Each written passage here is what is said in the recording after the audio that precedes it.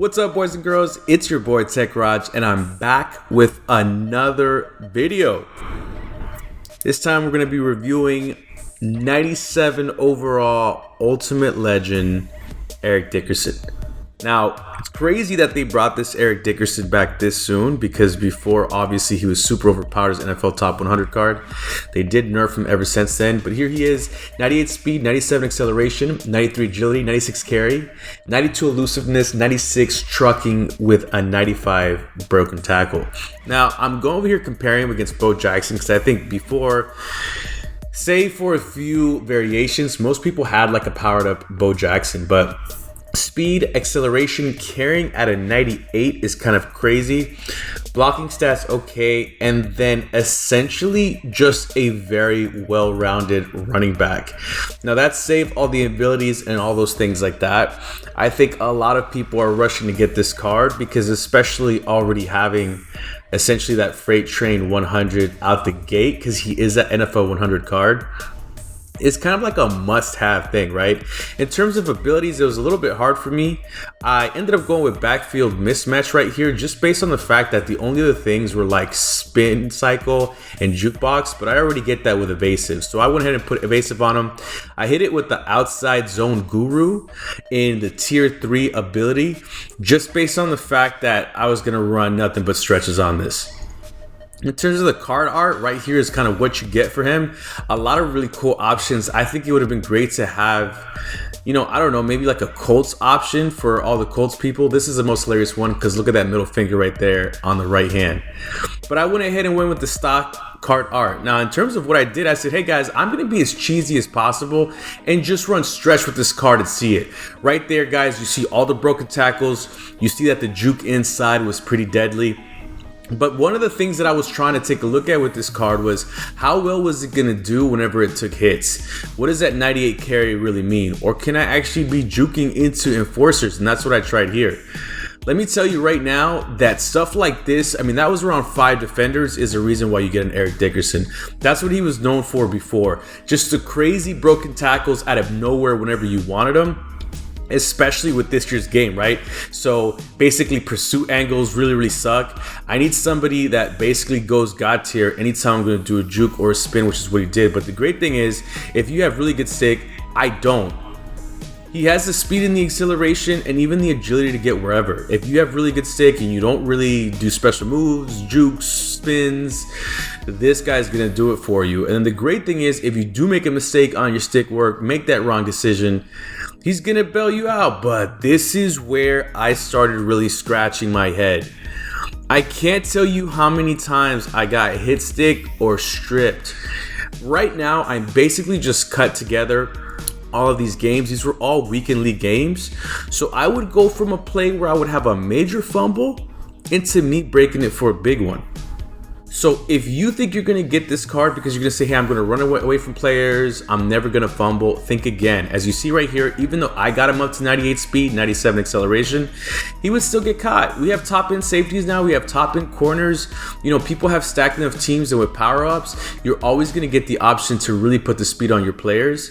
And when you factor in stamina, if you're running back slow in stamina because you're doing heavy run game, he's going to be more susceptible to fumbling the ball. He's going to be more susceptible also to getting caught from behind, right? But if you have any semblance of a good pass game, having opportunities to do things like this and essentially break it for a one-play touchdown at any point is just a game changer. And that was it for me. I literally came into this play review saying I'm going to be just a complete troll and I'm just going to run stretch and then a couple of my other kind of inside zone plays and see what that gets me. And see, here you go. I mean, for those of you guys that really know what you're doing, I'm not doing any kind of crazy plays out of the ordinary. As you can see right here, if you give me the speed, I'll be able to juke inside and make some plays happen. Now, I didn't just show, though, all of the best parts of this card. What I'm hoping to show you guys here, and you'll see some of the clips up above, I had way too many fumbles, guys. And then right now, there's just way too many running backs. Like right there, there's another one. See, that was just a regular fumble from, what is that? Who is that? Clay Matthews? I mean, I got hit stick for fumbles. I got stripped for fumbles. I think the total from doing this game, I did about 5 to 6 games with this guy. I think I had a total of 4 or 5 fumbles. So you just buyer beware there. Like, in my opinion, I think the average player that's watching this right now maybe has a Bo Jackson. Or you have a theme team and you have like an Edgerrin James, a Garrison Hurst, at Mostert from the 49ers as well. These are all cards that I would say if you have good stick, you'll be able to be successful with whoever. But right there, look, I just got stripped by Polamalu very, very easily.